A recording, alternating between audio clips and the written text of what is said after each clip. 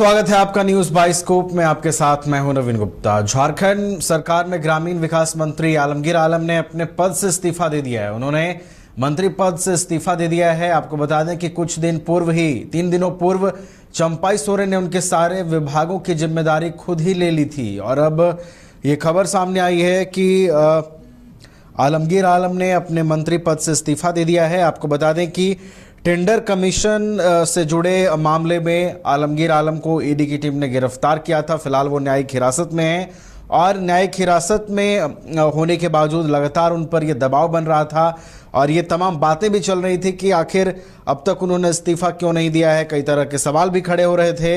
एक और विपक्ष हमलावर थी झारखंड में, बीजेपी की ओर से ये लगातार सवाल उठाए जा रहे थे कि आखिर उनसे विभाग वापस क्यों नहीं लिए जा रहे हैं, उनका इस्तीफा क्यों सामने नहीं आ रहा है, क्योंकि वो भ्रष्टाचार के आरोपों में गिरफ्तार हुए हैं, भ्रष्टाचार के आरोप उन पर लगे हैं।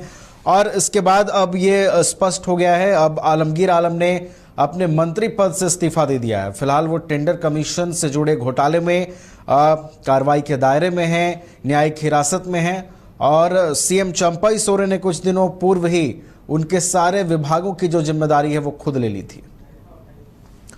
और अधिक जानकारी के साथ हमारी सहयोगी करिश्मा जुड़ी हुई हैं फोन लाइन पर, उनका रुख कर लेते हैं।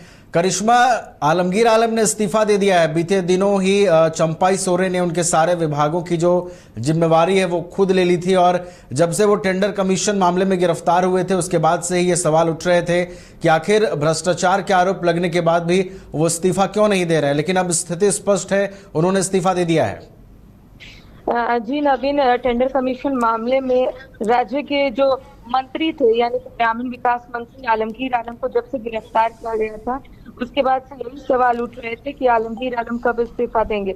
लेकिन हाल ही के दिनों में मुख्यमंत्री जो है चंपाई सोरेन, उन्होंने सारे विभागों की जिम्मेदारी जो है वो खुद ले ली थी और ऐसे में वो बिना विभागों के मंत्री रह गए थे और सवाल ये उठ रहे थे कि आखिर आलमगीर आलम इस्तीफा क्यों नहीं दे रहे, आखिर इतनी देरी क्यों हो रही है। लेकिन आलमगीर आलम ने इस्तीफा दे दिया है और उनका इस्तीफा जो है वो स्वीकार कर लिया गया है और उनका इस्तीफा स्वीकार होने के बाद राजभवन भी पहुंच गया है। अब देखिए, सवाल ये उठ रहे हैं कि आखिर क्या चंपाई कैबिनेट में कोई फेरबदल होगा, क्योंकि ये भी सवाल उठ रहे थे कि कौन मंत्री बनेंगे, यानी कि आलमगीर आलम की जगह पर कौन मंत्री होंगे, क्योंकि कांग्रेस की ओर से ये भी कहा जा रहा है कि एक नए चेहरे जो है वो कांग्रेस के सामने आएंगे, क्योंकि महागठबंधन की सरकार है और ऐसे में 4 जो मंत्री होने हैं वो कांग्रेस के होने हैं। लेकिन फिलहाल 3 ही मंत्री कांग्रेस कोटे से, 1 मंत्री कौन होंगे ये एक बड़ा सवाल है। लेकिन कांग्रेस की ओर से ये दावे किए जा रहे हैं कि बहुत जल्द एक नए चेहरे जो है वो सामने आ सकते हैं। तो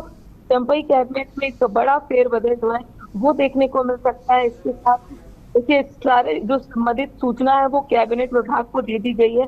अब आने वाले समय में जब फेरबदल देखने को मिलेगा तब देखने वाली बात होगी कि आखिर कौन जो मंत्री है वो बनते आलमगीर आलम के सामने।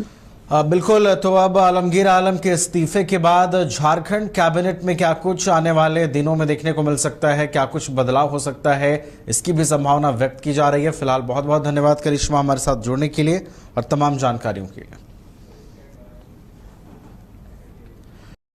नए अनुभव, जोश और उमंग का बेजोड़ संगम है छोटा नागपुर वाटर किंगडम।